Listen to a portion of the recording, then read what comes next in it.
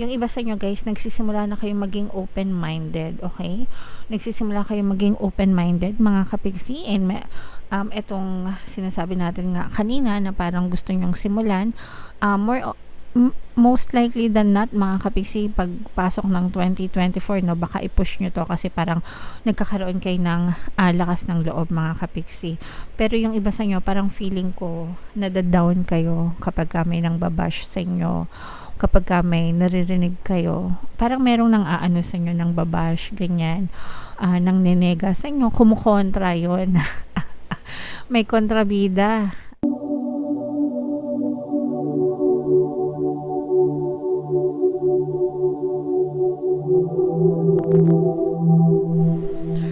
Hello guys, hello Libra, welcome back to Pinoy Pixie Tarot. Ang pamagat ng episode natin for tonight is full moon kapalaran para ngayong December to January para sa Libra, Sun, Moon, Rising, Sign, and Venus. Shuffle ko yung cards guys, hanapin ko yung energy ng moon at saka yung energy ng Libra.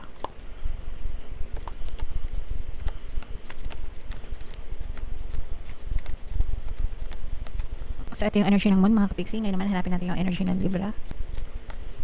Eto guys, so Libra, kayo ay represent ng Queen of Wands sa ating spread. Ito yung combination guys ng positive and negative energy. General reading lang guys, pwede mag-resonate, pwedeng hindi. By the way mga kapiksi, pasensya na kayo kung medyo namamaos yung boses natin ha. Kung mapansin nyo, medyo namamaos kasi medyo marami na tayong video, sumasadsad na yung boses ko. So, yung full moon ngayong December guys ay sa December 26 pala. Tapos yung next na full moon ay sa January 25 naman, mga kapiksi. So, ang reading na to guys ay para sa period na yan. And ang pangalan ng ating full moon ngayong December ay cold moon, mga kapiksi. So, this is a very positive energy, mga kapigsi, no? Kasi nakikita natin na yung iba sa inyo talaga naghahanda kayo.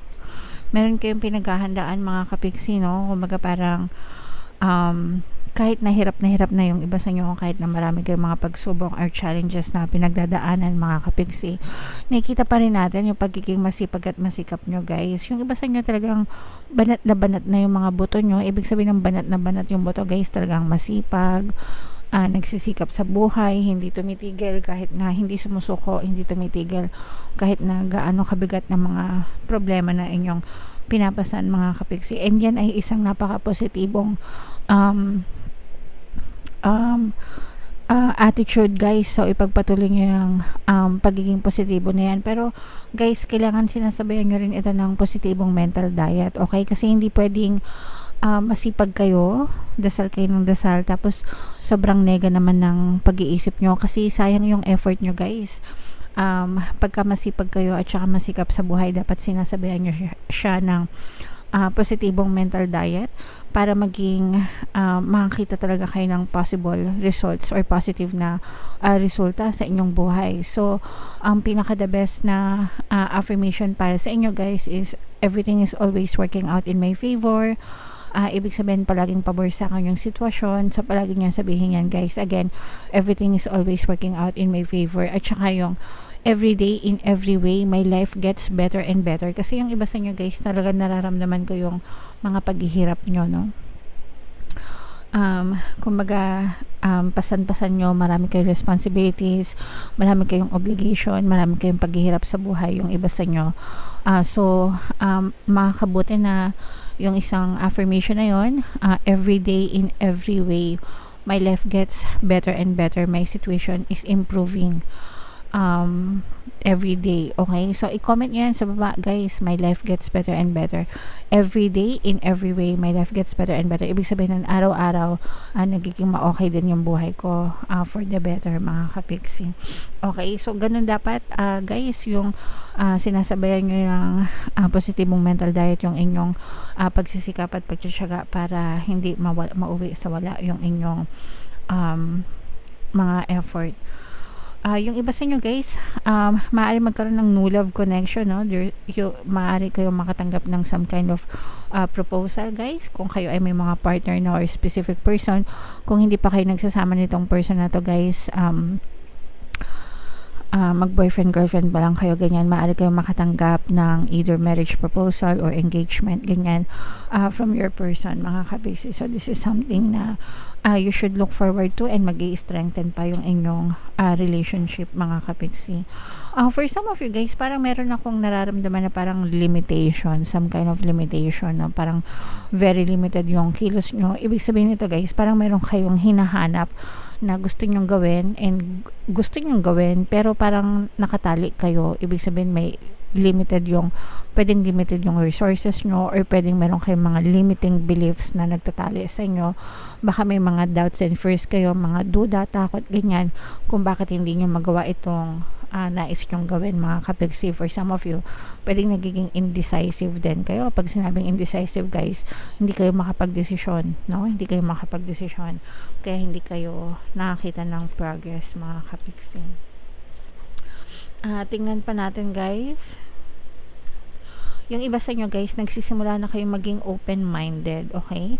Nagsisimula kayong maging open-minded, mga kapigsi, and etong sinasabi natin nga kanina na parang gusto nyong simulan, most likely than not, mga kapigsi, pagpasok ng 2024, no, baka i-push nyo to kasi parang nagkakaroon kayo ng lakas ng loob, mga kapigsi. Pero yung iba sa inyo, parang feeling ko nadadown kayo kapag may nang babash sa inyo, kapag may naririnig kayo, parang merong nang aano sa inyo, ng babash, ganyan, nang nenega sa inyo, kumukontra yon. May kontrabida sa buhay nyo, mga kapigsi. So itong person na to, parang kinokontra niya yung gusto mong gawin, yung plano mo. Siguro sinishare mo dito sa person na to yung mga plano mo, ganyan, and parang kinokontra ka niya or hindi ka niya sinusupport, mga kapigsi. And isa siya sa mga reason kung bakit nagiging indecisive ka, at saka parang natatamaan yung iyong self-confidence mo, mababa yung self-confidence mo kasi hindi ka sinusupport ng tao na to, okay? So parang sa kanya mo ini-expect na magsusupport, pero siya pa yung hindi nagbibigay ng suporta sa'yo, kaya parang medyo bumababa yung confidence level mo. So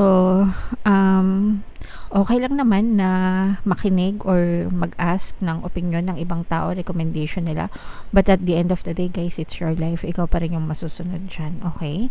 So trust yourself guys, and kung gusto mo talaga, i-push mo, alright? Okay, kasi maganda to magandang opportunity ito guys. So i-mind yan sa comment section, mind new opportunities, ganyan, mind pagbabago, mind changes, para talagang ma-experience nyo yan ngayong full moon season, mga kapigsi. Okay?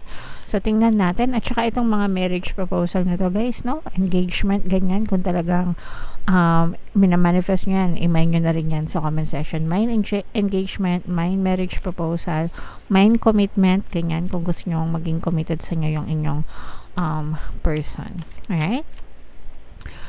So, tingnan natin guys kung ano yung additional message para sa inyo gamit itong deck na to. Shuffle ko to guys. Habang sinashuffle ko to, panoorin nyo muna itong video natin regarding sa ating paano mag-manifest ng abundance video course. Kapiksi, sawa ka na ba sa mga struggles at hirap sa buhay mo? Masipag ka ba at masikap sa buhay ngunit hindi ka pa rin umaasenso? Ilang beses ka na bang nag-attempt magnegosyo at mag-invest pero palagi ka pa rin nalulugi? Sa pagkakataon na ito ay maaaring may subconscious beliefs ka na nagiging balakid sa iyong pag-unlad at pagyaman. Introducing, paano mag-manifest ng abundance video course. Dito ay matututunan mong ma-overcome ang mga balakid mo para tuluyan ka ng umunlad, umasenso, sumagana, maging matagumpay, successful at maswerte sa iyong kabuhayan, pera, trabaho, negosyo, salapi at kaperahan ng bonggang-bongga. Dali, mag-send na ng email sa pinoypixitaro@gmail.com at simulan na ang iyong pagyaman ngayon. Alright, so gusto mo bang yumaman, kapiksi? Kung gusto mong yumaman, umunlad at umasenso ng bonggang-bongga, mag-avail ka na ng course guys, kasi sobrang ganda talaga niyan. And good news mga kapiksi, no, dahil Christmas season ngayon, meron tayong Christmas sale. Magbibigay tayo ng 10% discount plus 1 free pampaswerte subliminal guys sa lahat na mag-avail ng course until December 31, kaya mag-avail na kayo mga kapiksi. Meron din tayong email coaching, manifest your desires using the law of attraction. If meron kayong mga specific na gusto nyong i-manifest, pwedeng love and relationship guys, pwedeng money or career, pwede kayo magpabook ng email coaching session with me. Mag-send lang kayo guys ng email sa pinoypixitaro@gmail.com.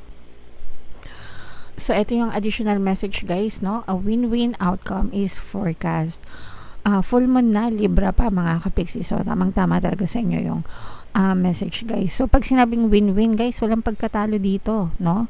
Kahit ano pa yung option nyo, kahit ano pa yung choice nyo sa buhay mga kapiksi, kahit ano mapag-desisyonan nyo, panalo pa rin kayo. Kaya nga, di ba, yung affirmation na sinabi ko sa inyo kanina guys, everything is always working out in my favor. Palagi nyo yung sabihin mga kapiksi para kahit ano pa yung maging desisyon nyo sa buhay, talagang pabor at pabor yung maging sitwasyon nyo guys, okay? And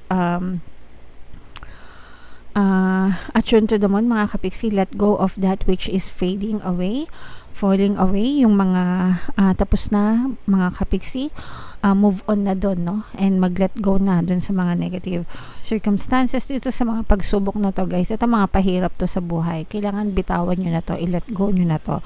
Huwag nyo na tong dalhin sa 2024 mga kapiksi, lahat ng mga pagdurusan na dinanas nyo sa 2023 or ng mga nakaraang mga taon pa. Kalimutan nyo na yan mga kapiksi. Huwag nyo nang isip-isipin kasi pag paulit-ulit yung iniisip guys, paulit-ulit din siyang magiging evidence sa inyong physical reality.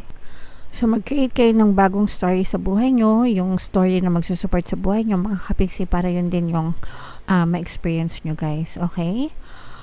For some of you, see the other person through the eyes of love. It will change your perspective. If you are dealing with the person, eto guys, kasi diba sabi ko sa inyo, parang may kumukontra sa inyo, ganyan. Etong kontrabida na to, no? So, kahit na ganun sila guys, wag tayong tanim ng sama ng loob sa kanila. Instead, tingnan natin yung mabuting intention nila, kasi baka mamaya kaya sila kumukontra sa inyo because meron silang perspective na hindi natin nakikita, and para sa atin parang kontrabida sila, pero subukan natin silang tingnan through the eyes of love and makita natin na yung mga mabubuting intention nila towards you, okay? It's time for you to make a firm decision. Sabi ko nga sa inyo guys, diba yung iba sa inyo parang hindi makapag-desisyon, indecisive kayo. Pag sinabing indecisive, hindi nyo alam yung gagawin nyo. So with this card mga kapiksi, na-encourage kayo na ito na yung tamang panahon para mag-decide ka ng mga kabuti para sa'yo, okay? Time for you to focus on yourself for a while mga kapiksi, no?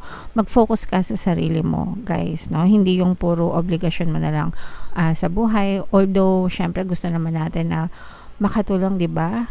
Responsible tayo eh. Pero wag mo ring i-take for granted yung sarili mo. Kailangan nagpapahinga ka rin, kailangan ini-spoil mo rin yung sarili mo. Give yourself a break mga kapiksi, kasi deserve mo din naman yan, okay? Look after yourself but avoid vanity. Now is the time, a great time for a makeover. So, sa mga gusto mag-makeover, go lang guys.